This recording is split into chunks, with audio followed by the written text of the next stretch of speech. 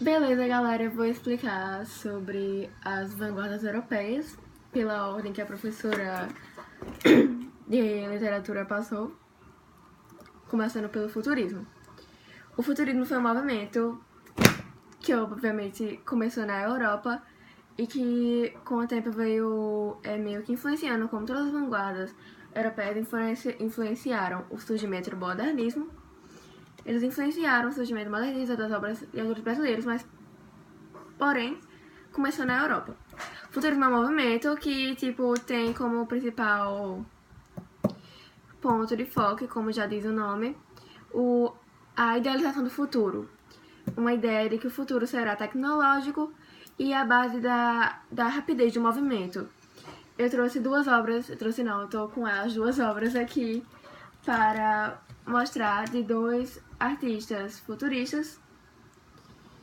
Esse aqui é de Filippo Marinetti, que não dá pra ver, mas a tentativa foi de que conseguissem ver, que demonstra aqui essa idealização do futuro. Vou escrever algo pra vocês, é tipo uma moto e tal, e um castelo e torres. Então, demonstra nessa obra um movimento por existir meio que clones juntos em um só retrato, demonstrando que a moto está se movimentando. Seria isso uma moto ou uma bicicleta? Não sei, provavelmente uma idealização de uma moto, já que na época não existia moto. Mas o que ele criou como ideia de uma moto. E aqui tem outra que é de Joseph Stella, que francamente não tô entendendo nada, mas parecem, pelo que eu entendo, pelo que eu estou vendo, são meio como fossem torres, e dá pra perceber uma espécie de movimento. E eu me vejo como se fossem linhas de trem, como se fosse um trem. Eu não sei explicar. Mas é isso. Se der pra ver, eu espero que dê. Mais ou menos, pelo menos. Enfim, demonstra uma idealização do futuro, demonstrando até pelas luzes e pelo uso da eletricidade. Então, eu vou citar algumas características do futurismo na questão de influência aqui no Brasil, em questão de poesias e obras. Aqui no Brasil, ele teve as características do futurismo eram meio que a velocidade, as propostas do futuro, o entusiasmo pela máquina, apologia à guerra, ou seja, além de tudo isso que já mostrava nas pinturas, a questão de rapidez, tecnologia, fazia apologia à guerra, o desprezo pela tradição cultural e o antifeminismo. Então, eram altamente radicais. Tipo, tinham meio que tipo, como eu vou ler aqui um verso de um poeta, que ele falava: nós queremos glorificar a guerra, o único gênio do mundo. Nós queremos glorificar a guerra, o único gênio do mundo.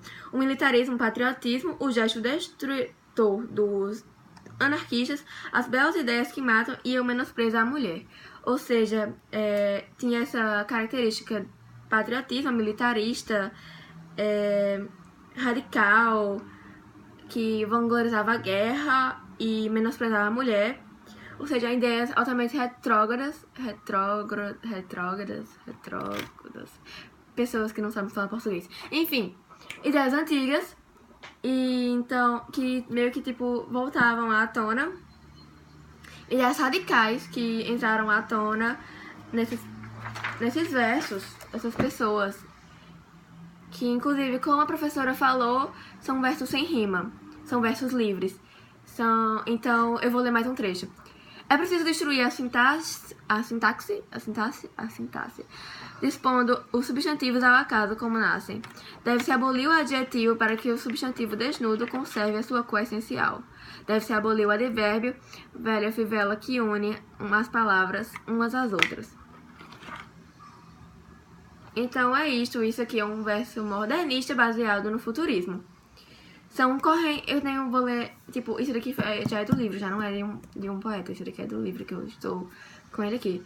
Tornaram-se correntes entre os modernistas brasileiros expressões como imaginação sem fio e palavras em liberdade. Então, essas expressões, imaginação sem fio e palavras em liberdade são expressões futuristas, inspiradas pelo dinamismo dos novos meios de comunicação. Na Europa não foram escritores e pintores primeiros futuristas, blá blá blá blá, isso aí que vocês já sabem. Na Europa surgiu primeiro os pintores futuristas, depois veio, e aqui no Brasil o foco era mais de escritores futuristas, por isso essas características. Então, o próximo que ele me dá aqui é o cubismo. Beleza, o cubismo, eu vou ter que mudar de livro pra ler sobre cubismo. Deixa eu ver aqui onde é que ele fala, na página 280.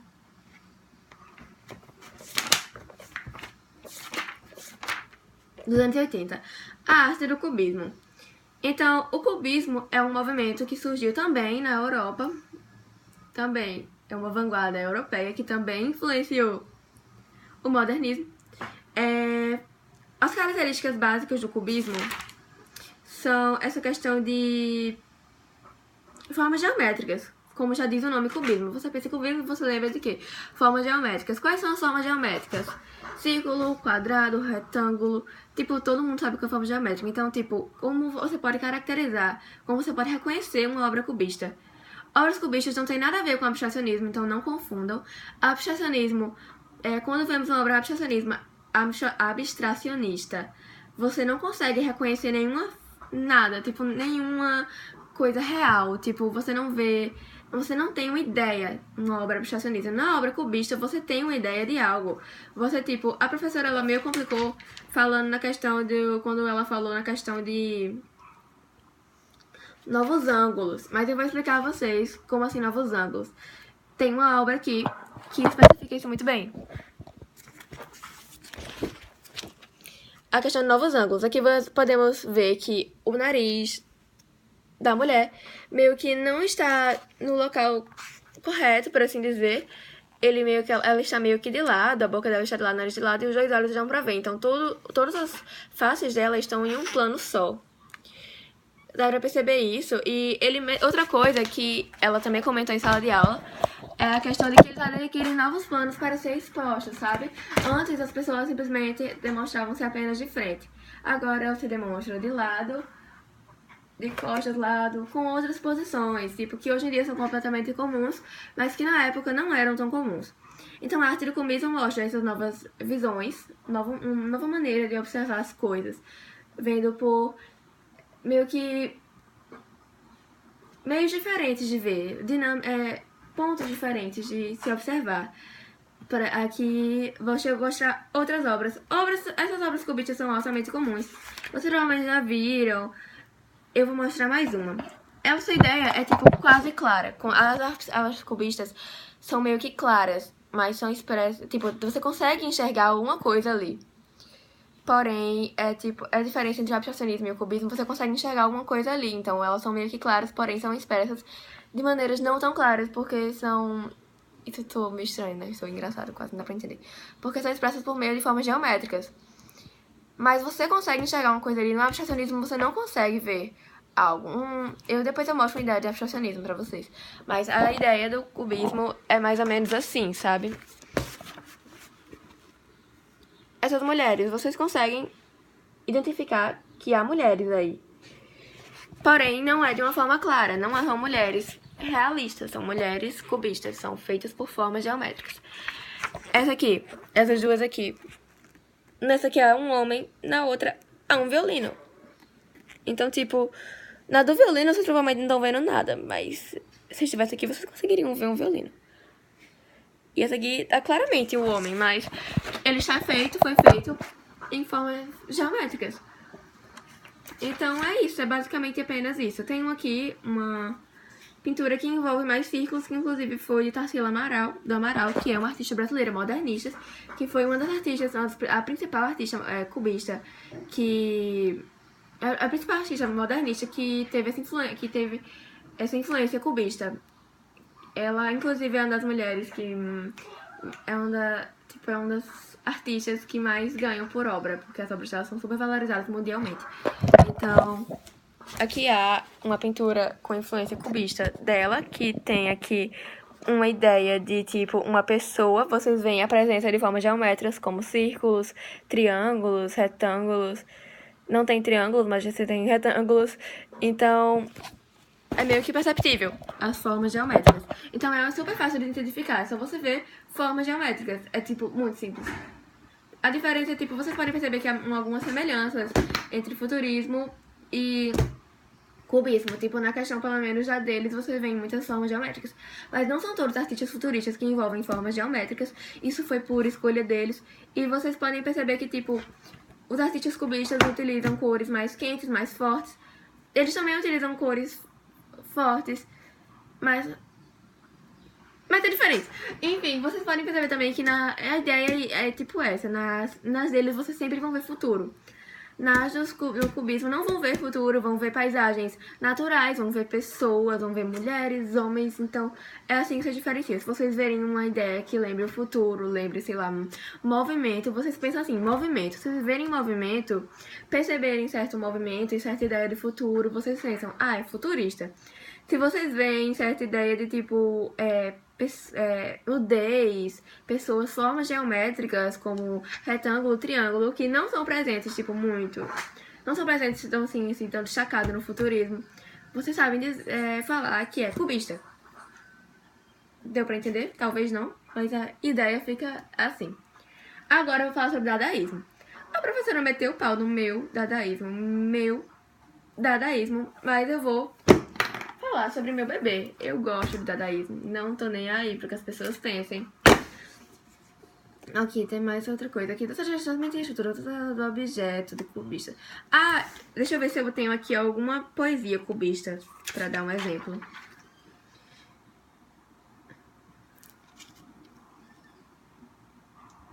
Sim, eu vou falar sobre a poesia moderna cubista.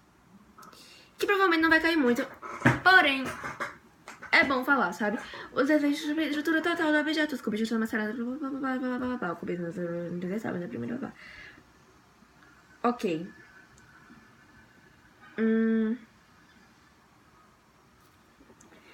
A terceira é uma fase do cubismo sintético. Empreende na construção de figuras depois de sua desconstrução. Cesarani faz de uma garrafa um cilindro. Um parto do cilindro para fazer uma coisa individual do tipo garrafa.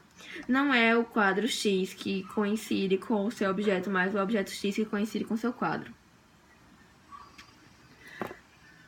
Deu pra perceber as formas geométricas na poesia. Eu vou tentar ler novamente, pra ver se vocês entendem.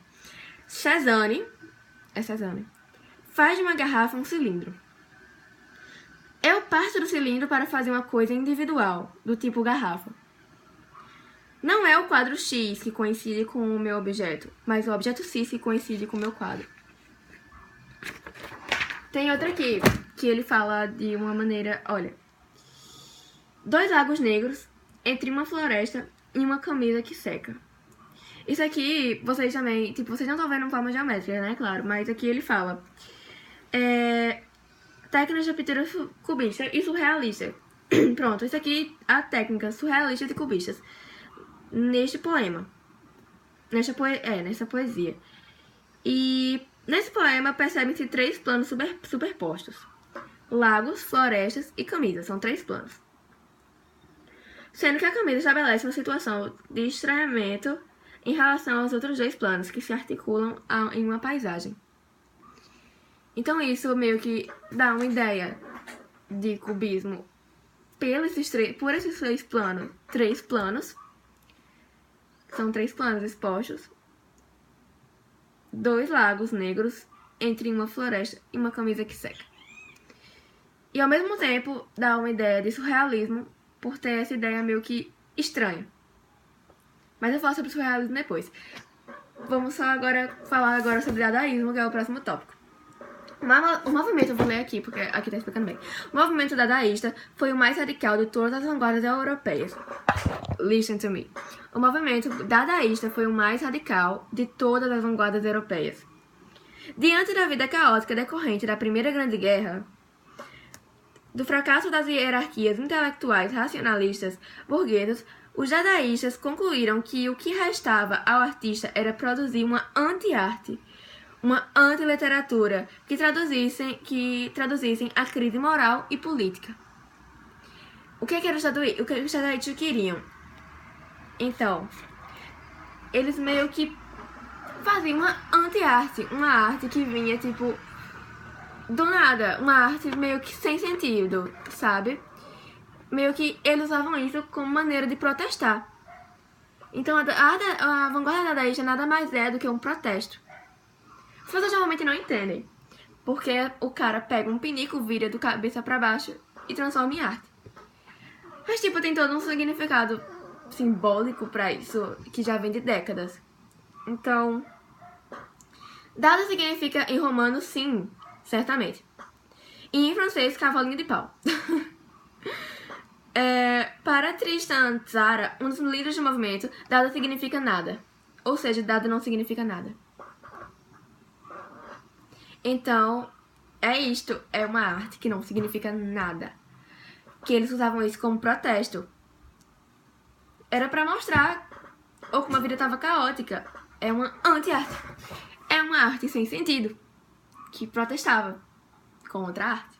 Isso é meio estranho, né? Mas dá pra entender. Então, quem levou essa altitude nihilista ao extremo foi Michel Dupan, blá blá blá blá. Será arte sobre tudo o que disser que é arte? Isso daí, blá blá blá. O principal conceito técnico dadaísta é o chamado ready-made. Ready-made, vou explicar. Ou seja, ao invés de se criar um novo objeto, ao invés de se criar algo novo, como a arte em si, as pinturas são criadas de algo novo, apropria-se de algum já produzido industrialmente, modificando. Então, é a arte de mudar o que já existe e transformar em algo novo. É pegar aquilo que já existe, por exemplo, eu pego, sei lá, essa esponja de maquiagem e digo agora que ela é uma coxinha. Ela pega algo que já existe e transforma em algo novo. As poesias dadaístas são, tipo, as melhores. Vocês vão entender por quê, eu vou explicar por quê. Nome criado das artistas é capaz de transformar um objeto qualquer. É capaz de transformar um objeto qualquer. Um ferro de passar-roupa, um vaso sanitário, uma reprodução da Mona Lisa em outro objeto. Insólito e atraente. É um objeto comum posto em situação inusitada. Então, um objeto comum posto em situação inusitada revela a expressão de sua forma, até então oculta pelo hábito. Vocês entenderam isso? Revela a expressão de sua forma, até então oculta pelo hábito. Então, ele expressa meio que essa forma que antes era tão comum, porque tínhamos o hábito de adquirir a ela um significado e transforma em outro significado. E aí, eu vou falar sobre as poesias dadaístas. Vocês já viram, né, uma obra dadaísta? É essa aqui, a do Pinico. Que tem como nome a fonte. Vocês entenderam, né, a lógica? Ele pegou um pinico. Um pinico, eu não sei o nome. De banheiro masculino. Virou e transformou em a fonte. Deu a ele o significado de fonte. Isso é um exemplo mais normal, mais comum e utilizado de obra dadaísta, mas existem outras. Eu vou tentar pegar uma aqui.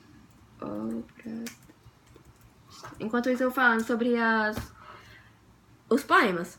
Existe um poema que foi uma crítica. Existe um poema que foi feito como crítica às obras dadaístas, que fala que pega o jornal, pega uma tesoura, escolha no jornal um artigo do tamanho que você deseja para dar a seu poema. Recorte o artigo, corte em seguida com atenção algumas palavras que formam este artigo e meta-as num saco.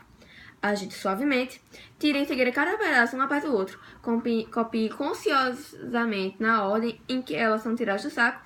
O poema se aparecerá com você. E ele, um escritor infinitamente original e de sensibilidade graciosa, ainda que incompreendido pelo público. Foi uma crítica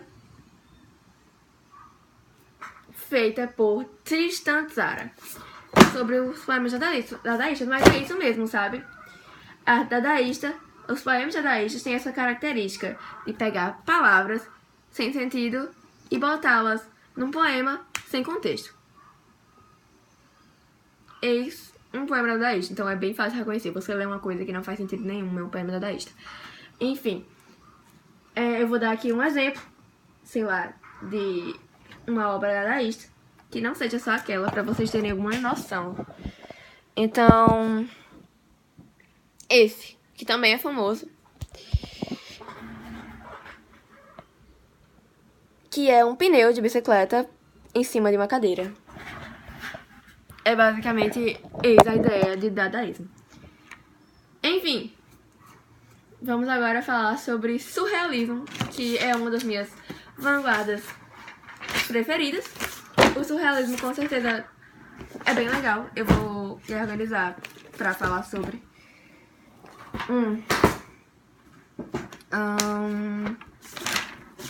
Certo, vamos lá. Surrealismo. A arte do surrealismo. 296.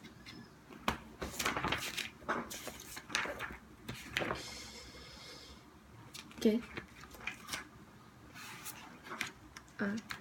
Tá bom. A arte do surrealismo. Era um fascista de arte moderna. Como surgiu? Uma temática totalmente livre de preconceito. Então tá bom. Inicialmente no final da década de o movimento surrealista limitava-se à literatura, estimulado pelos métodos psicanalíticos de Sigmund Freud. Os intelectuais escreviam e literatura o estilo se firmou, o movimento se expandiu. Primeiro livro... isso daqui é sobre a literatura. A palavra surrealismo foi utilizada pela primeira vez sobre o subtítulo a linha do tempo, a história do tempo. Ele falou aqui sobre dadaísmo, ele falou... Oxi, tá bom. Mas não precisa de dadaísmo. Mas ele não tá falando sobre surrealismo. Cadê? Aqui. Tá cheio. Achei. História do tempo, história do tempo. Será?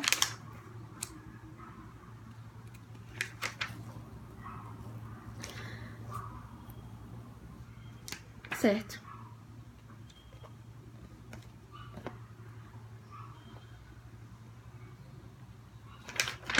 Certo. Pronto. Não, pronto não. Depois eu vejo uma ideia de abstracionismo pra tentar explicar a vocês qual é a diferença. Enfim.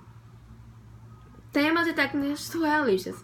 Os primeiros pintores surrealistas foram A segunda geração teve influência de René Magritte. René Magritte é um bom artista, dá pra explicar, dá pra demonstrar aqui pra vocês.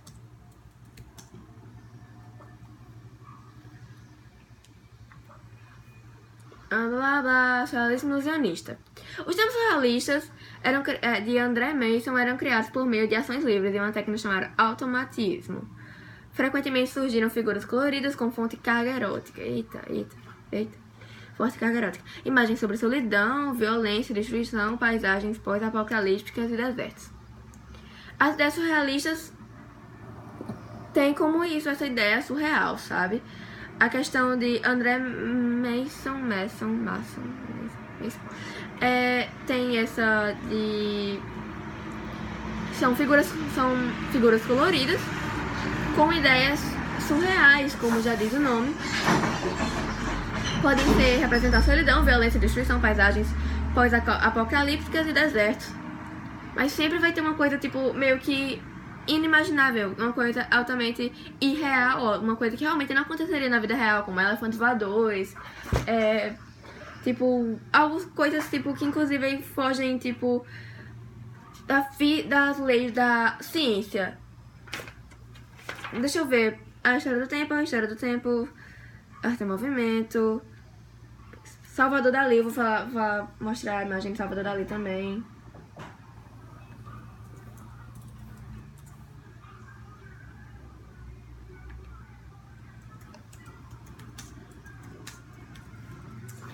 Certo. Como todas as outras vanguardas, começou na Europa. Eu vou falar sobre Salvador Dalí primeiro. Além do fantástico e do estranhamento das obras de Magritte, ao erotizar os temas e produzir imagens oníricas, suas obras são compostas por símbolos freudianos, organizados de maneira a criar a sensação de abandono e solidão. Certo. Eu ia ler sobre Salvador Dalí, acabei lendo sobre Magritte. Mas eu vou falar sobre Magritte, então. Como diz aqui, meio que as imagens dele davam a sensação de solidão, sabe? Ele usava símbolos freudianos. Freud foi um filósofo, psicanalista, que influenciou muito na psicologia, na psicanálise. E ele, como a professora tinha dito, ele falava sobre essa questão de sonhos. O Freud tem um livro muito famoso que é a questão da interpretação dos sonhos. E René usava a questão de Freud, que foi inclusive baseada em Salvador Dalí, nas obras de Salvador Dalí, que eram baseadas em seus sonhos, em seus sonhos. E René se baseava nessas visões de Freud. Eu vou demonstrar algumas obras de René Magritte que vocês devem conhecer. Essa obra, onde há um homem com uma maçã cobrindo seu rosto. Existe uma que é muito boa, rapaz, eu não tô achando. Essa aqui é super famosa.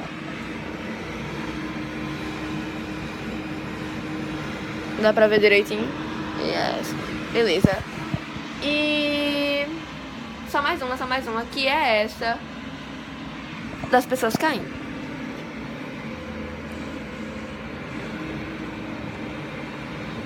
Como chuva, sabe?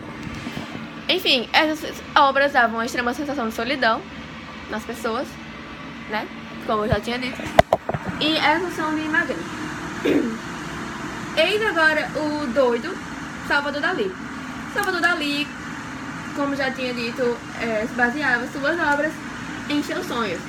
Salvador Dalí era sem juízo, o bigode de Dalí era enorme. E as obras de Dalí são as mais famosas do surrealismo. Vocês provavelmente já viram algumas. Um ou outro já devem ter visto, ou alguma coisa assim, principalmente essa dos relógios, que é uma das mais famosas. Mas as obras do Dalí são altamente viajosas. Eu vou descrever algumas aqui, porque eu não consigo mostrar, mas já aqui elefantes com cabeça de trombone, barcos com velas, tipo, com negócios de borboletas, sol nascendo de uma casca de ovo, cataventos com asas de borboleta e de relógios derretendo. Essa interpretação do relógio derretendo, eu já tinha lido sobre meio que o significado dela e tal, mas eu não me lembro muito bem. Eu só sei que nessa imagem é quase imperceptível, mas ele fez um autorretrato. Porque ele era um pintor muito bom, meninas. Mas aqui, ó, eis o autorretrato de Dalí em sua obra. Se vocês conseguirem ver, aqui há um olho, aqui há um nariz, e blá blá blá blá blá. Então, Dalí era muito incrível. Ele conseguiu fazer autorretrato sem que as pessoas percebessem em sua própria obra. E meio que nessa pintura, ela meio que expressa o tempo, o passado, o tempo perdido, o tempo. Eu não lembro mais qual o significado dela, já tinha lido sobre, mas já esqueci. Tem outra pintura, eu acho que é dele, que ele fez um outro autorretrato, assim, sabe? Eu gosto dessa aqui, eu gosto muito dessa aqui.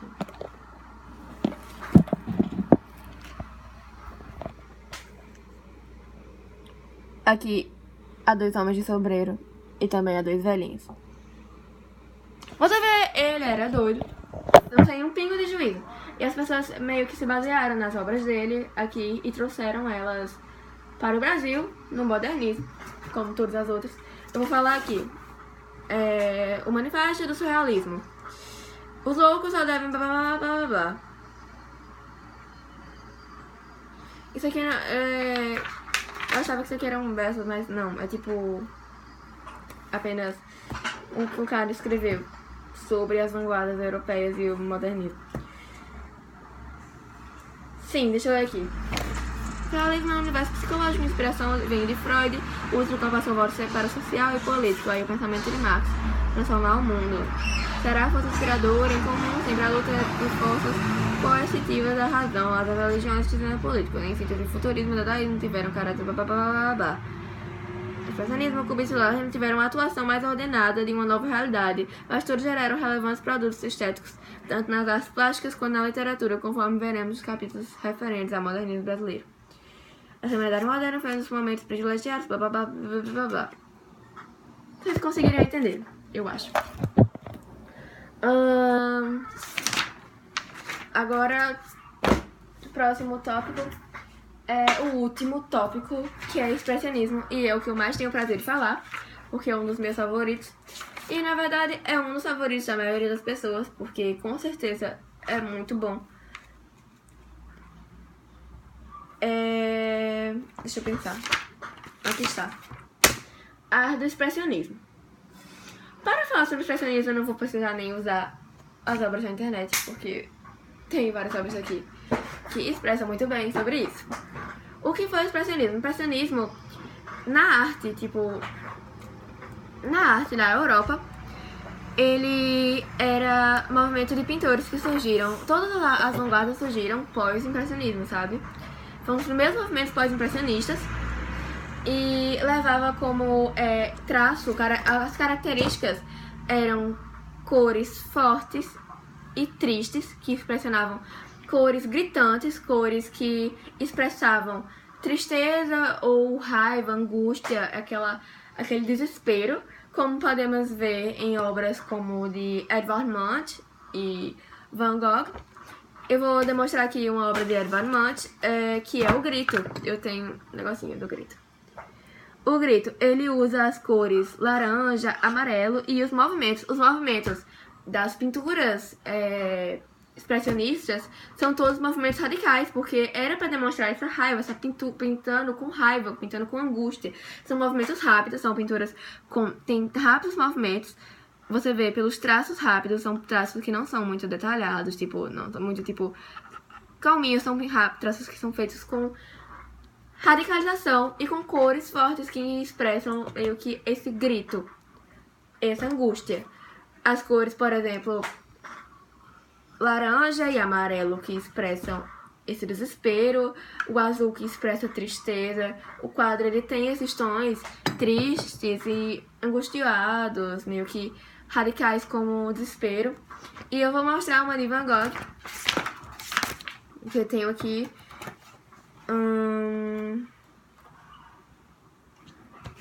Deixa eu ver onde é que eu acho. Certo. Achei. Certo. Essa aqui. Ela é muito conhecida, é a mais famosa dele, que é A Noite Estrelada. Dando uma pequena análise dela, ela utiliza das cores azul e dos rápidos movimentos, e do movimento das estrelas. Utiliza essas pinceladas rápidas com esse movimento estelar. E as cores que são utilizadas são o azul e o amarelo, que expressam tristeza, porque ele está passando por fases. Normalmente Van Gogh ele expressava tristeza em maioria de suas obras. Outra obra que tem essas cores também é a dos girassóis. Ela também tem essas cores, esses girassóis mortos para demonstrar a angústia do pintor. E vemos aqui, além dos girassóis mortos, a cor amarela novamente, como era muito comum em seus quadros, e esse fundo meio esverdeado, meio azulado, que na verdade a original é azul, e para demonstrar essa tristeza, essa angústia que era presente na arte. Então, a arte expressionista é isso, essa demonstração de angústia, pinceladas rápidas. Então é uma arte angustiada, é uma arte triste, que demonstra essa angústia, e etc, etc. Eu vou ler aqui um pouco sobre. Pronto. Como os movimentos artísticos ficaram conhecidos na arte moderna, você sabe que todo um livro enrola um pouco, né? No caso do movimento expressionista, influenciado pela obra de Van Gogh, o núcleo vital da representação dos sentimentos mais intensos do ser humano. Então, a representação dos sentimentos mais intensos do ser humano, principalmente esses mais angustiados, do ser humano, recusando uma estética que priorizasse a beleza e a harmonia. Então ele se recusava a priorizar a beleza, a harmonia. Ele deve ter o objetivo principal do expressionismo era mostrar os sentimentos intensos. Então, esses sentimentos tristes, angustiados, desprezíveis, e deixava essa beleza e harmonia de lado. A estética da maneira e inicialmente o termo expressionismo foi utilizado na França, foi indicado de oposição aos impressionistas. No entanto, o movimento artístico surgiu na Alemanha, para se expressar a estética genuinamente germânica, influenciada pelas obras de Friedrich Nietzsche, filósofo. Durante a adquiriu conotação revolucionária contra o materialismo. O expressionismo adquiriu certa conotação revolucionária contra o materialismo e forte influência emocional. Então, tinha forte influência emocional. Então, já temos algumas características. Tinha forte influência emocional, ou seja, era antimaterialista, era muito emocional, era anti-harmonioso, eram quadros tristes e angustiosos, tinham influência de emoções fortes e angustiosas, e era meio que tipo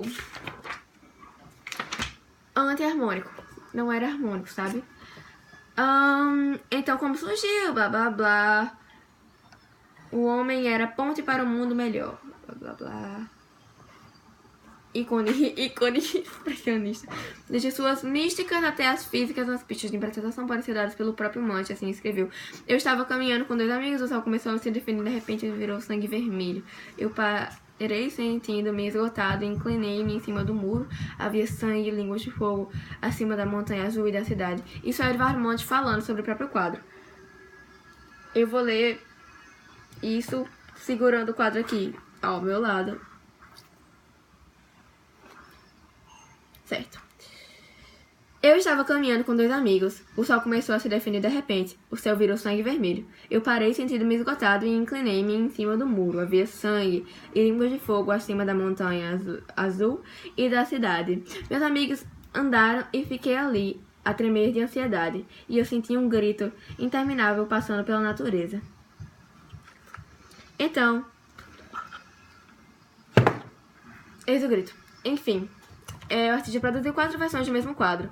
Sim, essas 4 versões. Eu adoro essas 4 versões. É muito legal. Tem o grito, ansiedade, desespero e depressão. Eu acho, se não me engano. É isso. Que define os planos, lembra a técnica de Van Gogh. Blá, blá, blá, blá, blá, blá. Os temas expressionistas. A maioria dos expressionistas alemães não priorizava o tema. A ênfase da composição expressionista era construída com base nas formas ainda figurativas, porém antinaturalistas, e pelas cores intensas que determinavam os espaços, a estética dos espaços. É isso aqui. A maioria dos expressionistas alemães não priorizava o tema. Expressionistas alemães não priorizava o tema. A ênfase da composição expressionista era construída com base nas formas ainda figurativas, porém antinaturalistas e pelas cores intensas. Então, uma das características expressionistas é essa forma figurativa, a utilização de descrições, de paisagens naturais. E aqui ele fala que é naturalismo, estamos falando dos alemães, mas estou falando em geral. Pintores expressam paisagens naturais, sim, ou não, mas normalmente sim, pode não ser natural, pode ser outro tipo de paisagem, desde que contenha essas características, e são compostos de cores intensas e são pinturas espaciais, em sua grande maioria.